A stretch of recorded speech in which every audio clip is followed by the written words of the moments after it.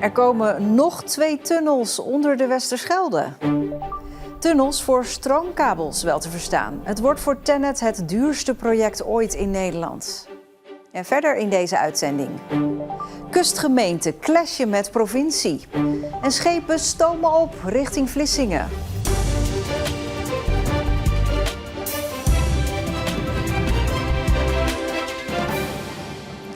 Goedenavond. 2 nieuwe tunnels onder de Westerschelde boren is de beste manier om hoogspanningskabels naar Zeeuws-Vlaanderen te trekken. Dat blijkt uit onderzoeken van TenneT en het ministerie van Economische Zaken en Klimaat.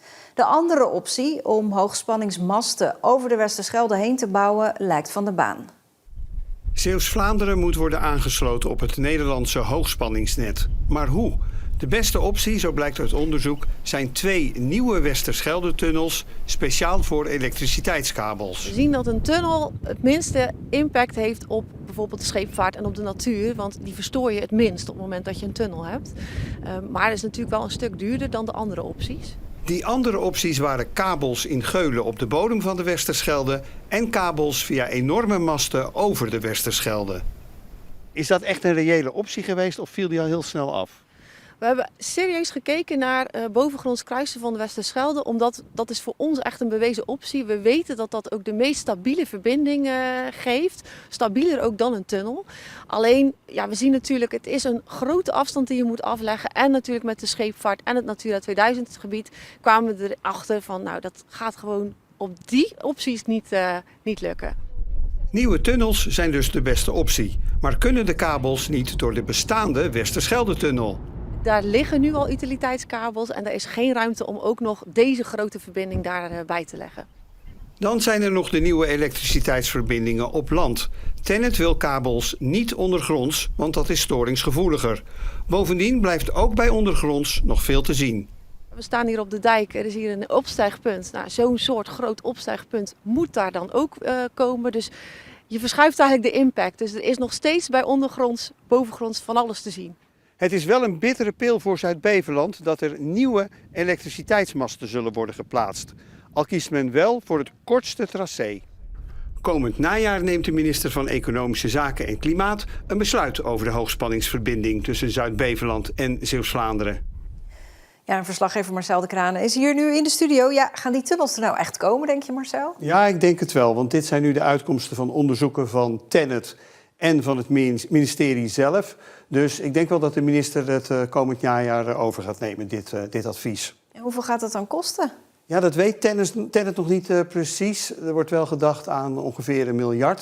Het wordt in ieder geval wel het duurste project waar TenneT aan werkt in Nederland. Ja, en dan is er dus ook nog een stuk over land. Daar komen wel elektriciteitsmasten. Via de kortste route is nu gezegd. Is dat een schrale troost? Ja, want een kortste route is natuurlijk het goedkoopst en levert ook de minste protesten op. Maar in Borselen zijn ze er toch niet echt blij mee. De onderzoeken die wijzen toch uit dat het niet ondergronds kan. En dat is juist iets wat we in Borselen gezegd hebben van ja, dat zou toch eigenlijk moeten. De Borselse voorwaarden zijn daar ook heel helder in.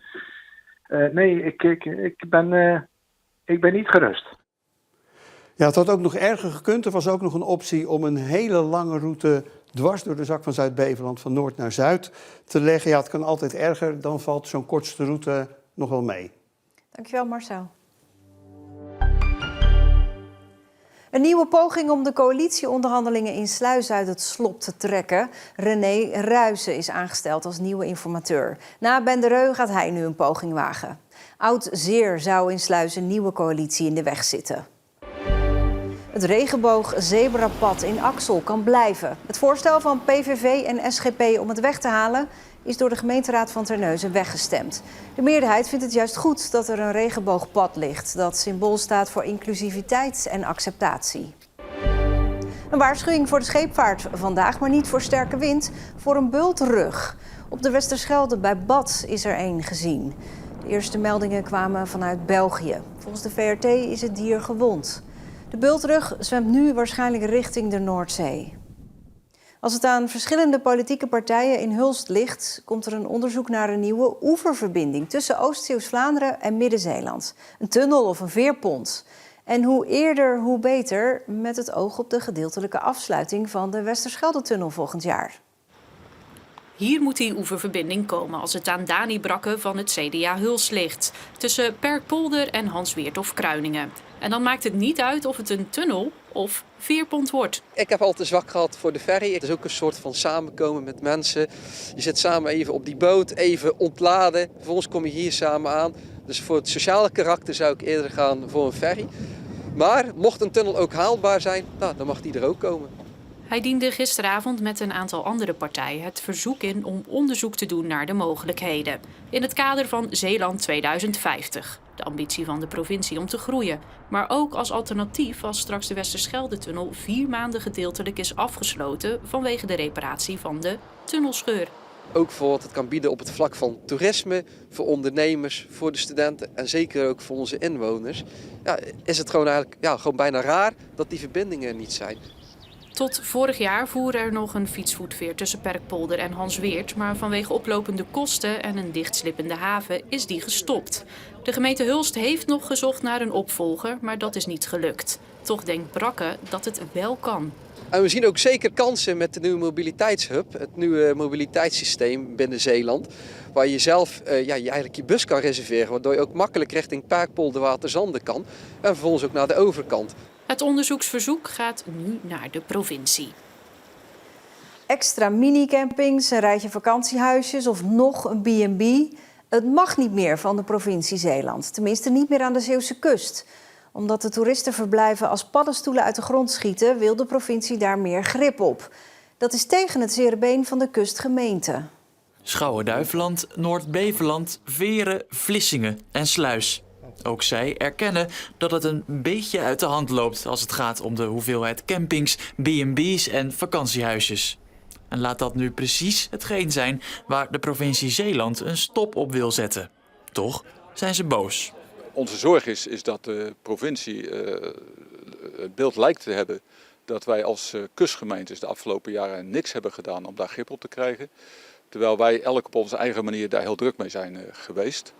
Wij hebben ons eigen beleid en onze eigen regels, dus loop ons niet voor de voeten, is de boodschap.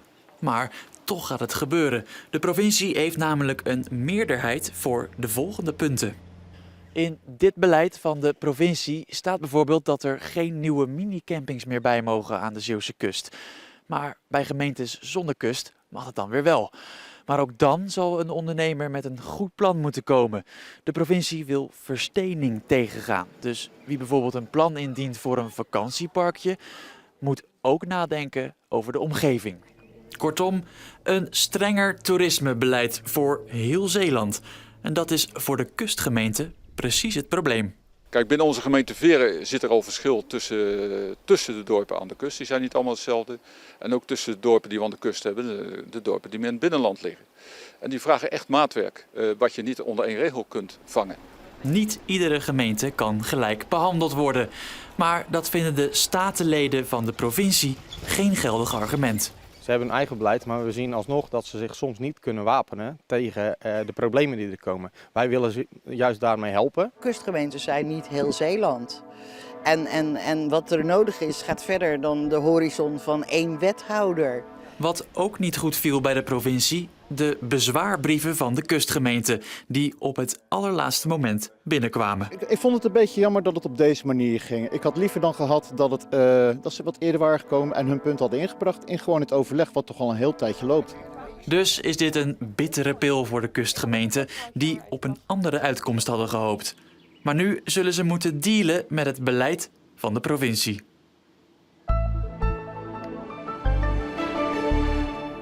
De dag begon wisselvallig met een aantal buien. In de loop van de dag werd het droog en waren er zonnige perioden. Het werd 18 à 19 graden. Morgen dan is het andersom. Dan begint de dag droog met af en toe zon. En in de middag volgt vanuit het zuidwesten regen. Het is het weekend van Vlissingen Maritiem. Het grootste maritieme evenement van Zuid-Nederland. Vanmorgen was de Sail In en voeren de historische schepen van Veren naar Vlissingen. Meer dan 15 schepen voeren over het kanaal door Walcheren richting Vlissingen. Het is echt geweldig. Het is echt, ja, het is mooi. Nou ja, het is hartstikke bijzonder dat al deze schepen vandaag hier komen langsvaren naar Vlissingen toe. Mooie boten zijn, hè? Heel mooi. Ja, geweldig. Ik bedoel, mensen houden het in ere. Het is toch geweldig? En toeschouwers kwamen niet alleen uit Zeeland. Ja, nou, het is fijn hier in Middelburg. Hè. Wij komen uit België en wij zijn hier een paar dagen in Zeeland met vakantie.